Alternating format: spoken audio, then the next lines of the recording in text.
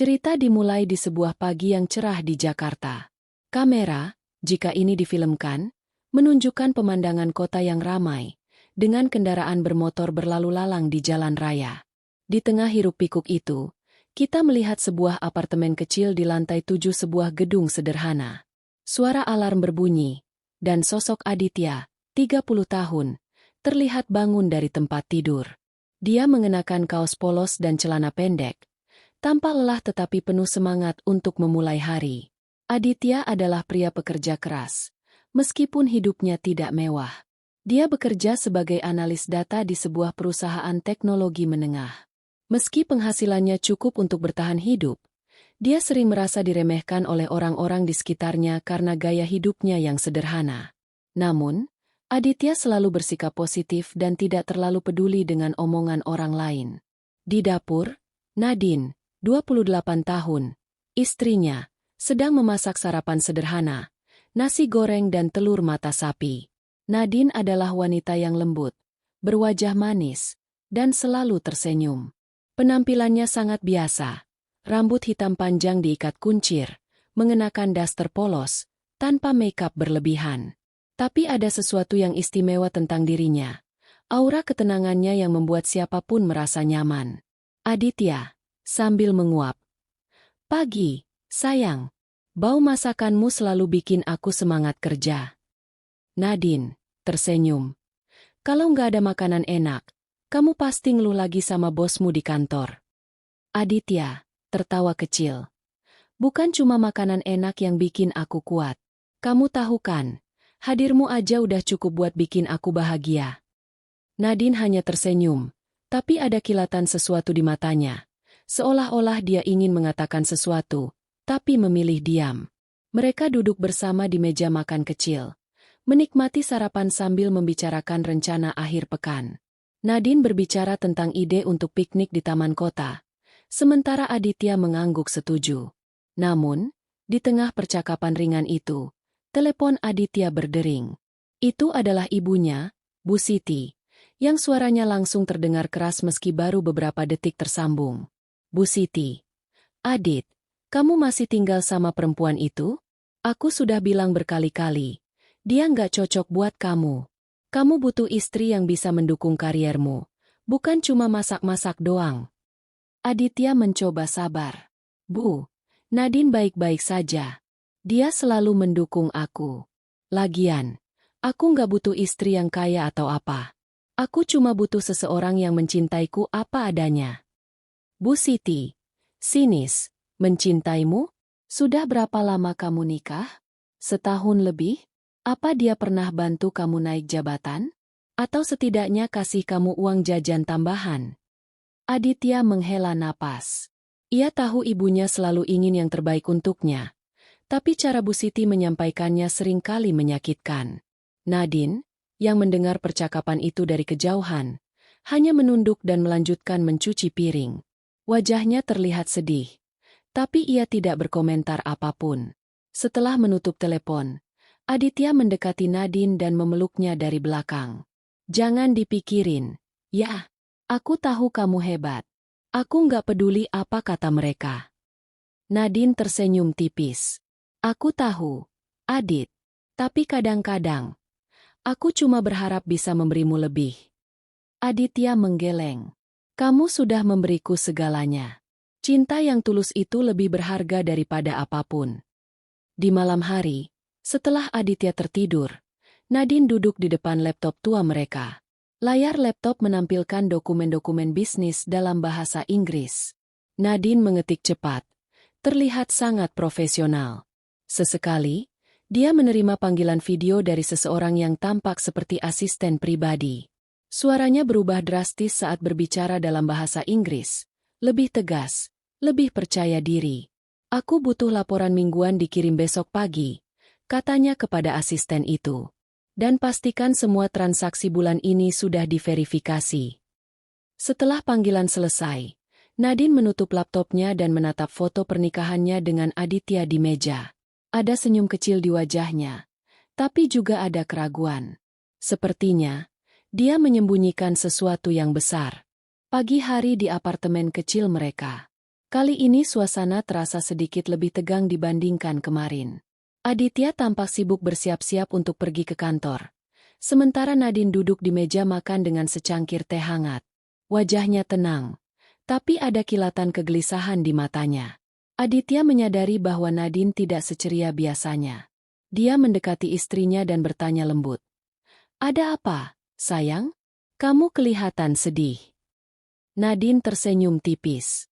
"Nggak apa-apa, Adit. Aku cuma lagi mikirin sesuatu."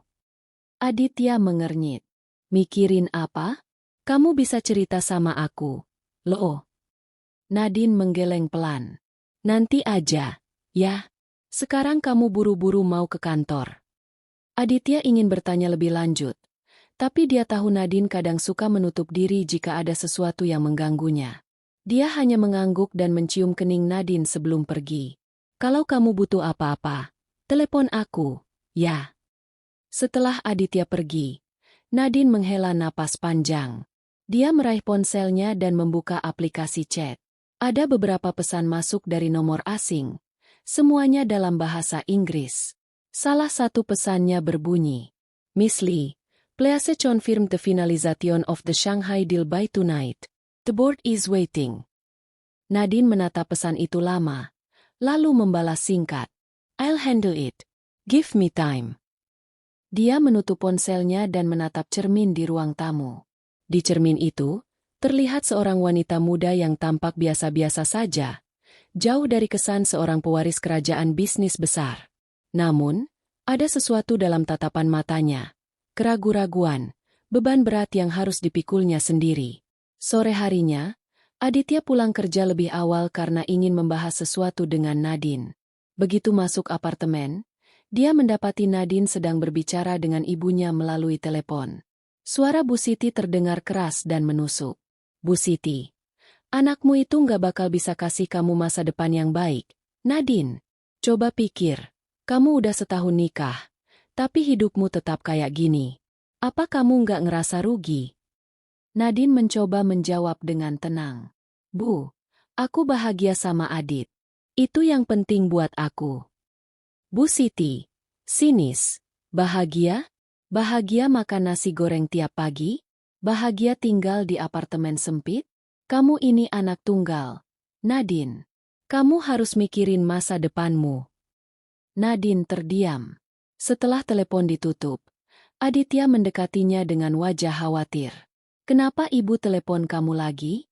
Kamu kelihatan sedih." Nadine mencoba tersenyum.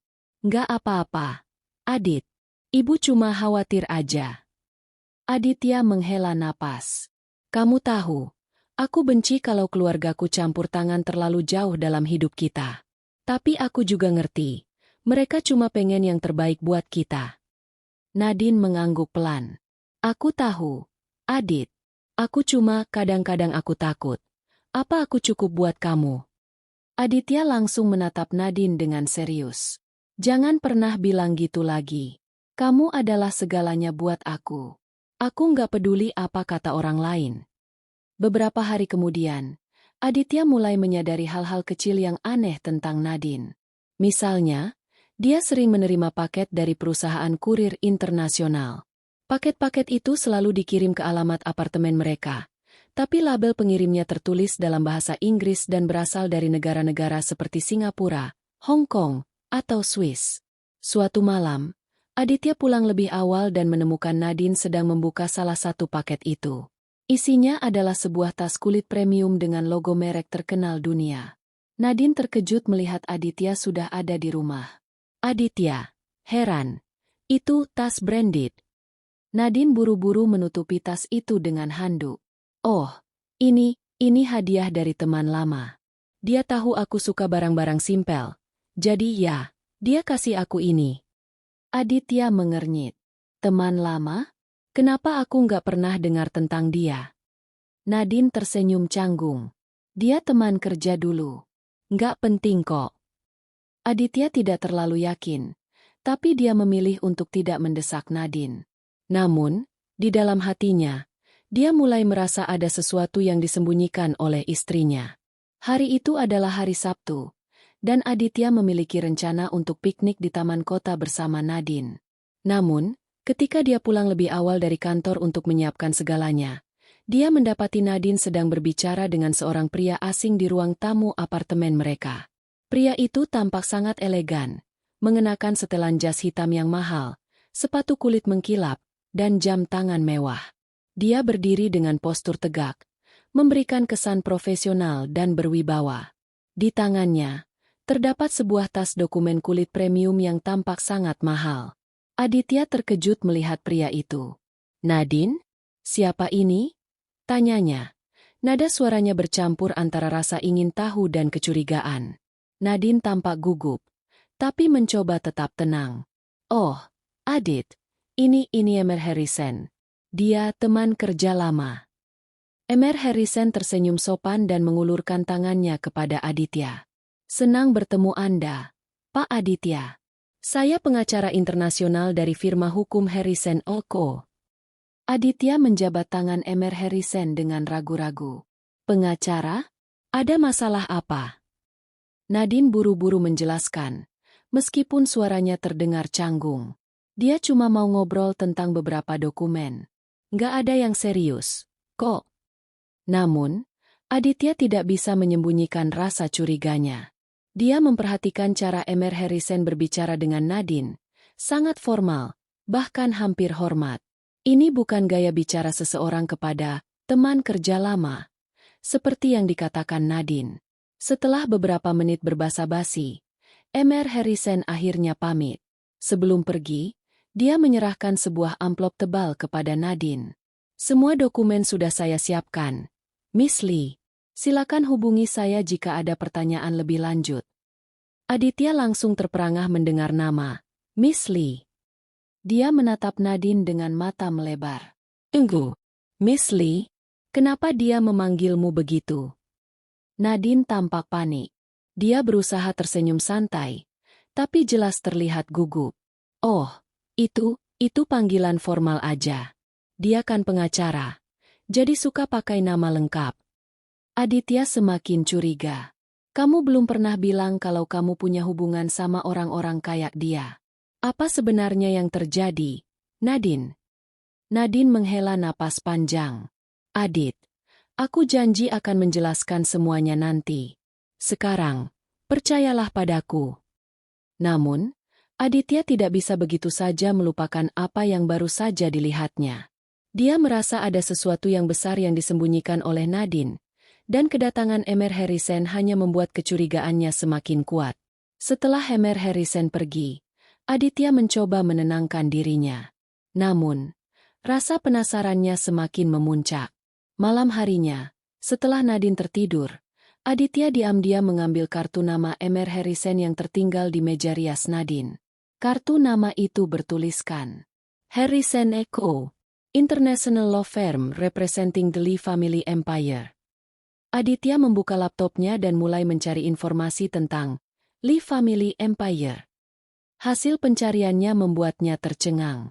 Dia menemukan artikel-artikel lama tentang keluarga konglomerat besar di Asia bernama Lee Family Empire, yang memiliki bisnis di berbagai sektor, mulai dari teknologi hingga properti. Dalam salah satu artikel, ada foto seorang gadis muda yang mirip dengan Nadine. Gadis itu adalah Nadine Lee, pewaris tunggal dari kerajaan bisnis tersebut. Aditya merasa dunianya berputar. Istrinya yang selama ini dianggap biasa ternyata adalah pewaris salah satu keluarga terkaya di Asia. Dia tidak bisa mempercayainya. Mengapa Nadine tidak pernah memberitahunya tentang identitas aslinya?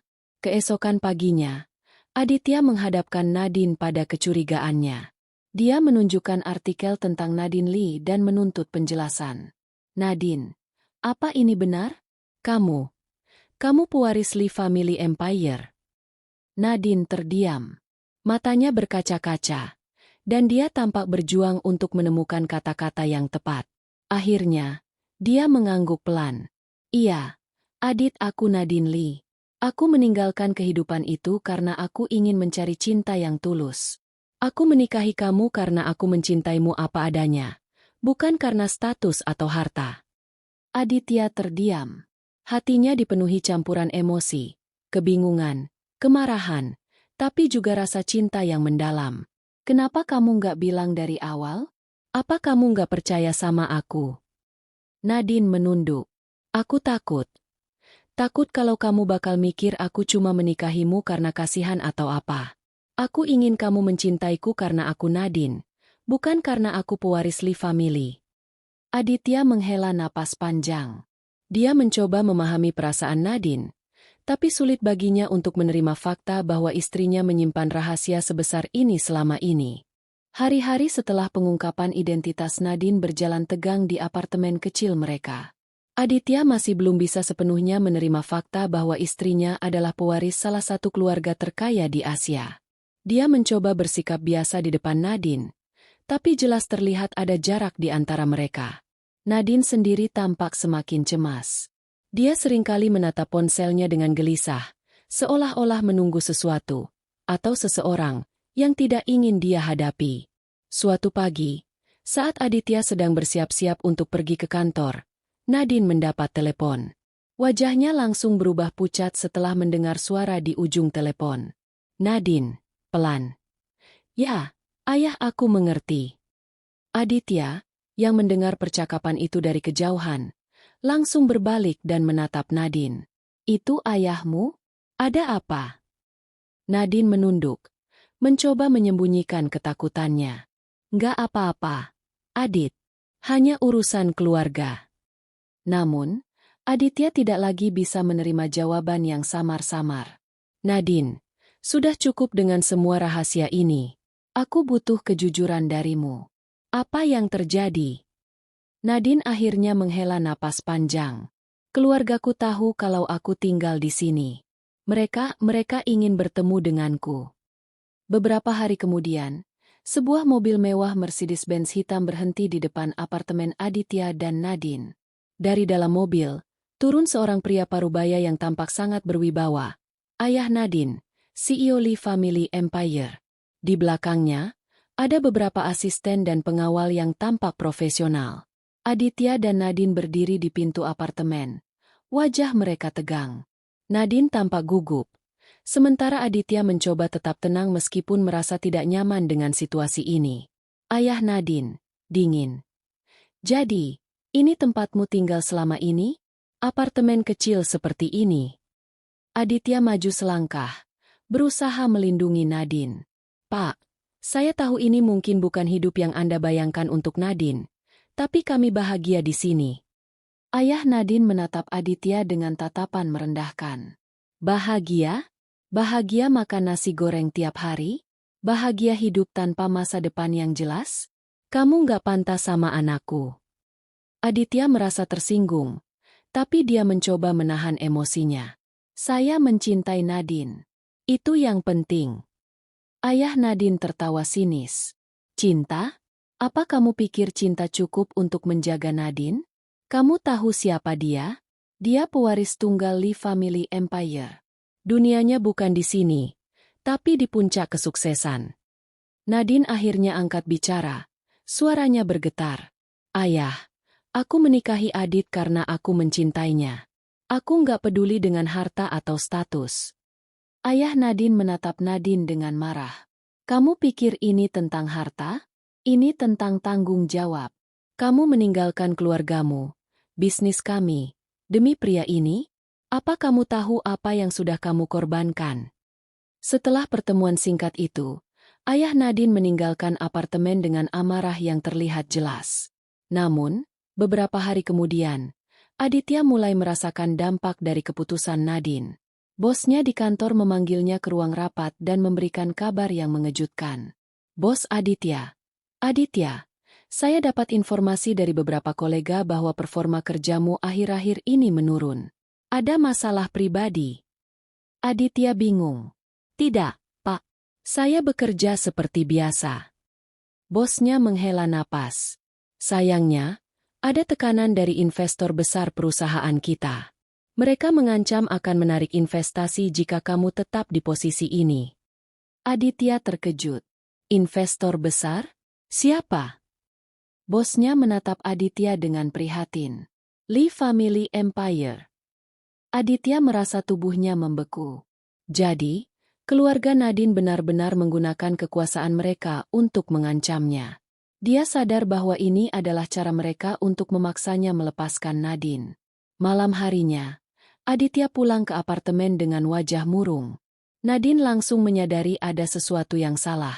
Ada apa? Adit, kamu kelihatan lelah. Aditya duduk di sofa, mencoba menenangkan dirinya. Keluargamu, mereka mengancam karierku. Mereka bakal hancurin aku kalau aku nggak melepaskanmu. Nadine terkejut. Apa? Tidak. Aku nggak akan biarkan mereka lakukan itu. Aditya menatap Nadine dengan mata penuh emosi. Nadine, aku mencintaimu.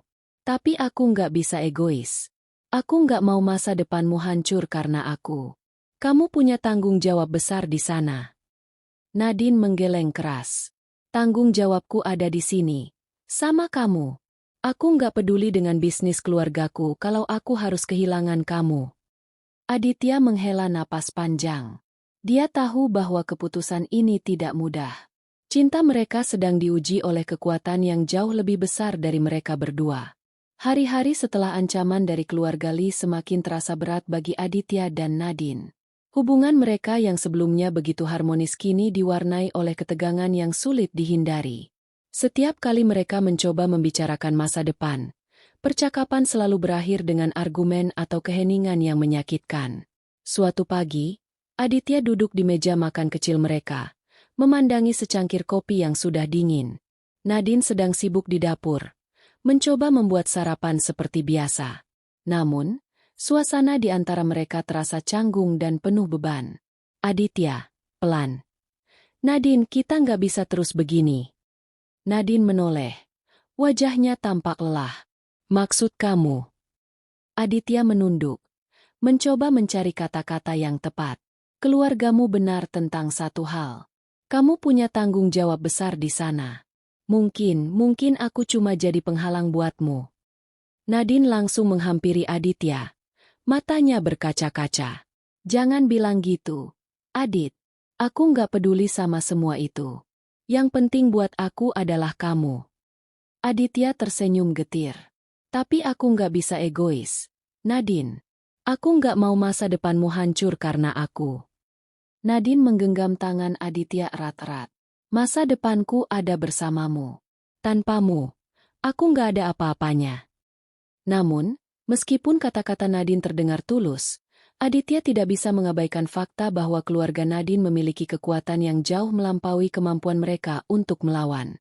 Setelah Nadine pergi untuk berbelanja kebutuhan rumah, Aditya duduk sendirian di apartemen kecil mereka. Dia membuka laptopnya dan mulai mencari informasi lebih dalam tentang Lee Family Empire. Semakin banyak dia membaca, semakin dia menyadari betapa besar kekuatan dan pengaruh keluarga itu di dunia bisnis internasional. Artikel-artikel yang dia temukan menunjukkan bahwa Lee Family Empire tidak hanya sekadar perusahaan besar, tetapi juga memiliki hubungan politik dan ekonomi yang sangat kuat. Mereka bahkan dikaitkan dengan beberapa proyek infrastruktur besar di Asia, serta investasi di berbagai sektor teknologi. Aditya merasa dirinya kecil dan tidak berarti dibandingkan dengan dunia Nadine. Dia mulai bertanya-tanya apakah dia benar-benar bisa memberikan kehidupan yang layak bagi Nadine. Apakah dia cukup baik untuk seseorang seperti Nadine? Saat pikiran-pikiran itu memenuhi kepalanya, teleponnya berdering. Itu adalah nomor asing. Dengan ragu-ragu, dia menjawab panggilan itu. Suara dari ujung telepon. Aditya? Ini Emer Harrison. Kami perlu bicara. Aditya terkejut. Ada apa? Emer Harrison. Keluarga Lee ingin bertemu dengan Anda. Mereka ingin mendiskusikan solusi untuk situasi ini. Aditya merasa tubuhnya membeku. Solusi? Apa maksud Anda? Emer Harrison. Anda tahu maksud saya.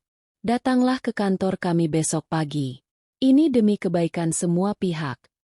Setelah telepon ditutup, Aditya duduk diam. Pikirannya dipenuhi oleh ketakutan dan keraguan.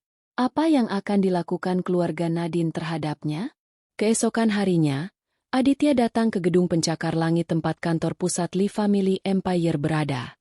Dia disambut oleh Emer Harrison, yang membawanya ke ruang rapat mewah. Di sana, ayah Nadine sudah menunggu, ditemani oleh beberapa anggota dewan direksi. Ayah Nadine, dingin. Jadi, kamu akhirnya datang juga. Aditya mencoba tetap tenang. Ya, Pak. Saya di sini untuk mendengar apa yang ingin Anda katakan. Ayah Nadine tersenyum sinis. Kami tahu kamu mencintai Nadine. Tapi apakah cinta cukup untuk menjaga dia? Kamu lihat, dia bukan gadis biasa. Dia pewaris tunggal perusahaan ini. Dunianya bukan di apartemen kecilmu, tapi di sini, di puncak kesuksesan. Aditya menatap ayah Nadine dengan mata penuh emosi. Saya tahu itu. Tapi Nadine mencintai saya. Dia meninggalkan semua ini untuk hidup bersama saya. Ayah Nadine tertawa keras. Cinta? Cinta nggak bakal bayar tagihan, nggak bakal jaga reputasi perusahaan, dan nggak bakal bikin Nadine bahagia dalam jangka panjang. Kamu pikir kamu bisa kasih dia masa depan yang lebih baik daripada kami? Aditya terdiam. Dia tahu bahwa ayah Nadine benar tentang satu hal. Dia tidak bisa memberikan Nadine kehidupan yang setara dengan apa yang keluarganya tawarkan. Emer Harrison menyela. Kami punya proposal untuk Anda. Lepaskan Nadine, dan kami akan memberikan kompensasi finansial yang besar. Anda bisa memulai hidup baru tanpa tekanan apapun. Aditya merasa seperti ditekan dari segala arah. Dia tahu bahwa proposal ini adalah cara keluarga Lee untuk memastikan bahwa dia melepaskan Nadine. Tapi apakah ini demi kebaikan Nadine? Setelah pertemuan itu, Aditya pulang ke apartemen dengan hati yang berat. Nadine menyambutnya dengan senyum. Tapi dia bisa melihat bahwa ada sesuatu yang salah. Nadine. Adit, kamu kenapa? Ada apa? Aditya menatap Nadine lama, mencoba menahan air mata. Nadine, aku harus bicara sesuatu penting. Nadine langsung tegang. Apa? Katakan. Aditya mengambil napas dalam-dalam. Aku nggak bisa egois lagi. Kamu punya tanggung jawab besar di sana. Aku nggak bisa jadi penghalang buatmu. Nadine terkejut. Apa maksud kamu? Jangan bilang kamu mau ninggalin aku. Aditya menggeleng pelan. Bukan aku ninggalin kamu, Nadine. Tapi, mungkin ini yang terbaik buat kamu. Kamu bisa kembali ke keluargamu, ke duniamu. Aku nggak bisa kasih kamu masa depan yang layak. Nadine menangis, mencoba memeluk Aditya. Aku nggak peduli sama semua itu. Aku cuma peduli sama kamu. Aditya memeluk Nadine erat, tapi di dalam hatinya, dia tahu bahwa keputusan ini adalah demi kebaikan Nadine. Meskipun rasanya seperti memotong bagian dari jiwanya sendiri, dia harus melakukannya. Hari itu adalah hari terberat dalam hidup Aditya dan Nadine. Setelah percakapan emosional malam sebelumnya, Aditya memutuskan untuk menghadapi keluarga Lee sekali lagi, tetapi kali ini, bersama Nadine. Dia tahu bahwa Nadine berhak membuat keputusan sendiri, dan dia tidak bisa membiarkan keluarganya memaksa atau memanipulasi Nadine tanpa perlawanan. Aditya mendekati Nadine, yang sedang duduk di tepi tempat tidur. Wajahnya penuh dengan air mata. Nadine, katanya lembut. Aku nggak akan membiarkan mereka memisahkan kita tanpa perjuangan. Kita harus hadapi mereka bersama. Nadine menatap Aditya dengan mata basah. Adit, aku nggak mau kembali ke dunia itu. Aku cuma ingin hidup sederhana sama kamu. Aditya menggenggam tangan Nadine erat-erat. Aku tahu, sayang. Tapi kali ini, kita harus melawan mereka bersama. Kamu nggak sendirian. Nadine mengangguk pelan, meskipun masih terlihat ragu. Mereka berdua tahu bahwa pertemuan ini akan menentukan masa depan mereka. Aditya dan Nadine tiba di gedung pencakar langit Lee Family Empire. Mereka disambut oleh Emer Harrison, yang tampak tegang melihat Nadine datang bersama Aditya. Miss Lee, Anda membawa dia? Tanyanya. Nada suaranya bercampur antara keheranan dan kekhawatiran. Nadine menjawab dengan tegas. Ya, saya membawa Adit. Dia suamiku, dan dia punya hak untuk ada di sini. Mereka dibawa ke ruang rapat mewah, di mana ayah Nadine dan beberapa anggota dewan direksi sudah menunggu. Suasana di ruangan itu sangat tegang, hampir seperti medan perang. Ayah Nadine, dingin. Jadi, kamu benar-benar datang bersama dia? Apa maksudmu dengan ini? Nadine maju selangkah. Suaranya tegas namun penuh emosi. Aku datang untuk memberitahu ayah satu hal. Aku tidak akan meninggalkan Adit. Aku menikahinya karena cinta, bukan karena status atau harta. Ayah Nadine tertawa sinis. Cinta?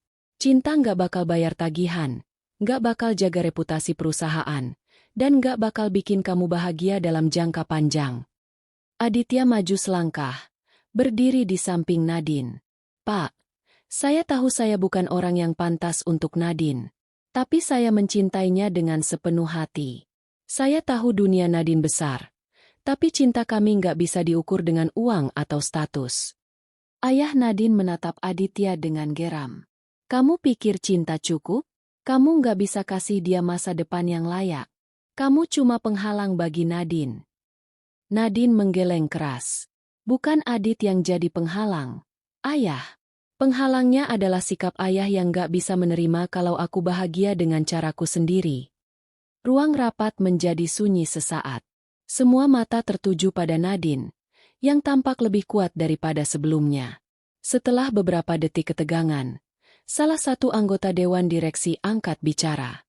Emerly, mungkin kita perlu mendengarkan Miss Nadine. Jika dia benar-benar bahagia dengan pria ini, mungkin kita harus mempertimbangkan situasinya. Ayah Nadine terkejut. Apa?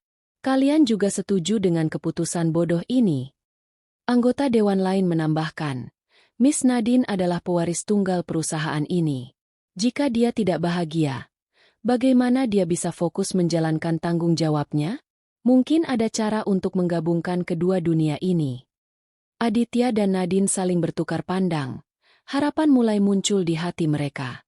Emer Harrison, yang awalnya tampak dingin, akhirnya angkat bicara. Ada kemungkinan untuk kompromi. Miss Nadine bisa tetap terlibat dalam bisnis keluarga, tapi dengan syarat Pak Aditya juga dilibatkan. Ayah Nadine tampak marah, tapi dia menyadari bahwa tekanan dari Dewan Direksi tidak bisa diabaikan begitu saja. Akhirnya, dia berkata dengan gertakan terakhir. Baiklah, tapi jika ini gagal, jangan salahkan aku. Setelah pertemuan itu, Aditya dan Nadine keluar dari gedung dengan langkah yang lebih ringan. Meskipun tantangan masih menanti, mereka merasa lega karena akhirnya mendapatkan kesempatan untuk membuktikan bahwa cinta mereka bisa bertahan. Nadine tersenyum lemah. Adit, apa kita benar-benar bisa melewati ini? Aditya menggenggam tangan Nadine erat-erat. Kita pasti bisa, Nadine. Selama kita bersama, nggak ada yang bisa memisahkan kita. Nadine memeluk Aditya erat. Air mata bahagia mengalir di pipinya. Terima kasih sudah nggak menyerah padaku. Aditya tersenyum, meskipun hatinya masih dipenuhi oleh ketidakpastian. Dia tahu bahwa perjalanan mereka masih panjang, tapi untuk pertama kalinya, dia merasa optimis tentang masa depan. Beberapa minggu setelah pertemuan dengan keluarga Lee, kehidupan Aditya dan Nadine mulai berubah secara bertahap. Mereka tidak lagi tinggal di apartemen kecil mereka, melainkan pindah ke sebuah rumah sederhana namun nyaman yang disediakan oleh keluarga Nadine sebagai bentuk kompromi. Meskipun demikian, suasana antara Aditya dan Nadine masih dipenuhi oleh ketegangan yang tersisa. Aditya duduk di meja makan, memandangi secangkir kopi yang sudah dingin. Nadine sedang membaca dokumen-dokumen bisnis yang dikirimkan oleh Emer Harrison. Dia tampak serius, tapi sesekali menghela napas panjang, seolah-olah beban tanggung jawab itu semakin terasa berat. Aditya, pelan. Kamu nggak apa-apa, Nadine? Kamu kelihatan lelah. Nadine menoleh, mencoba tersenyum. Aku baik-baik aja. Adit, cuma banyak hal yang harus aku pelajari lagi. Aditya mengangguk, meskipun dia tahu bahwa Nadine sedang berusaha keras untuk menyesuaikan diri dengan dunia lamanya. Dia merasa bersalah karena merasa tidak bisa membantu Nadine sebanyak yang dia inginkan. Seiring waktu, Nadine mulai lebih terlibat dalam urusan bisnis keluarga. Dia menghadiri rapat-rapat rutin, belajar tentang strategi bisnis, dan bahkan mulai memberikan masukan-masukan penting. Namun, proses ini tidak mudah. Beberapa anggota dewan direksi masih meremehkannya, menganggap bahwa pengalaman hidupnya yang sederhana selama ini membuatnya kurang kompeten. Suatu hari, setelah rapat yang cukup intens, Nadine pulang dengan wajah lelah. Aditya langsung mendekatinya. Khawatir. Ada apa, sayang? Kamu kelihatan capek banget. Nadine duduk di sofa, menghela napas panjang. Beberapa orang di rapat tadi nggak percaya kalau aku bisa ambil keputusan penting. Mereka bilang aku cuma pengantin baru yang nggak tahu apa-apa. Aditya duduk di samping Nadine, memegang tangannya erat-erat. Jangan dengarkan mereka. Nadine, kamu pintar. Kamu kuat. Kamu bisa buktikan kalau mereka salah. Nadine tersenyum tipis. Aku tahu, tapi kadang-kadang rasanya berat banget. Aditya mencoba menyemangati Nadine. Kita hadapi ini bersama, ya? Aku nggak akan ninggalin kamu sendirian. Sementara itu, ayah Nadine mulai melunak, meskipun sangat perlahan. Suatu hari, dia memanggil Aditya dan Nadine ke kantornya untuk membahas proyek baru yang melibatkan Nadine. Setelah rapat selesai, ayah Nadine menghampiri mereka dengan sikap yang lebih ramah daripada biasanya. Ayah Nadine, Nadine, kamu sudah melakukan pekerjaan yang baik dengan proyek terakhir. Aku bangga sama kamu. Nadine terkejut, tapi juga tersentuh. Terima kasih, ayah. Ayah Nadine kemudian menatap Aditya. Dan kamu, aku nggak suka cara kamu hidup, tapi aku lihat kamu benar-benar mencintai Nadine. Jaga dia baik-baik. Aditya mengangguk. Nada suaranya tulus. Saya janji, Pak, saya nggak akan mengecewakan Nadine. Meskipun kata-kata ayah Nadine masih terdengar dingin, ada nada penghargaan yang belum pernah terlihat sebelumnya. Ini adalah langkah besar bagi keluarga Lee untuk mulai menerima Aditya sebagai bagian dari keluarga mereka. Namun, tantangan terakhir datang dari kelompok lain, keluarga Aditya. Bu Siti, ibu Aditya, mendengar kabar bahwa Nadine ternyata pewaris kerajaan bisnis besar. Alih-alih senang, dia malah merasa cemas. Bu Siti, melalui telepon. Adit, kamu yakin bisa hidup kayak gini? Kamu nggak takut Nadine nanti ninggalin kamu begitu dia dapat status tinggi lagi? Aditya tersenyum tipis. Bu, aku tahu Nadine. Dia nggak bakal ninggalin aku. Dia mencintaiku apa adanya. Bu Siti menghela napas panjang. Aku cuma khawatir sama kamu. Nak, dunia dia jauh lebih besar daripada yang bisa kamu bayangin. Aditya menjawab dengan tegas. Aku tahu, Bu. Tapi cinta kami lebih besar daripada semua itu. Setelah telepon ditutup, Aditya merasa lega. Dia sadar bahwa keluarganya mungkin butuh waktu lebih lama untuk menerima Nadine. Tapi dia yakin bahwa cinta mereka akan membuktikan semuanya. Malam harinya, Aditya dan Nadine duduk di teras rumah mereka, menikmati angin malam yang sejuk. Lampu-lampu kota berkilauan di kejauhan, mencerminkan dua dunia yang akhirnya mulai menyatu. Nadine, Adit, kadang-kadang aku takut kalau kita nggak bisa melewati ini. Aditya menggenggam tangan Nadine erat-erat. Kita pasti bisa, Nadine. Selama kita saling percaya, nggak ada yang bisa pisahin kita. Nadine tersenyum. Air mata bahagia mengalir di pipinya.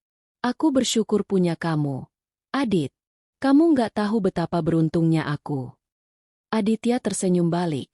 Matanya penuh dengan cinta. Aku juga bersyukur punya kamu. Nadine, kamu adalah alasan aku tetap kuat. Beberapa bulan telah berlalu sejak Aditya dan Nadine mulai menyesuaikan diri dengan situasi baru mereka. Kehidupan mereka kini lebih stabil, meskipun masih ada tantangan kecil yang harus dihadapi. Namun, cinta mereka terus tumbuh, menguatkan hubungan mereka di tengah perubahan besar yang terjadi. Suatu pagi, Aditya bangun lebih awal dan menemukan Nadine sudah sibuk di dapur, membuat sarapan seperti biasa. Suasana di rumah mereka terasa hangat dan damai, jauh berbeda dari ketegangan yang dulu sering muncul. Aditya tersenyum. Pagi, sayang. Kamu nggak capek masak begini tiap hari? Nadine tertawa kecil. Nggak, aku suka masak buat kamu. Ini cara aku bilang, terima kasih. karena selalu mendukung aku. Aditya mendekati Nadine dan mencium keningnya lembut. Kamu nggak perlu bilang terima kasih. Aku cuma ngelakuin apa yang hatiku bilang. Mereka duduk bersama di meja makan, menikmati sarapan sambil membicarakan rencana masa depan. Nadine tampak lebih bahagia daripada sebelumnya, dan Aditya merasa lega melihat senyum itu kembali di wajah istrinya.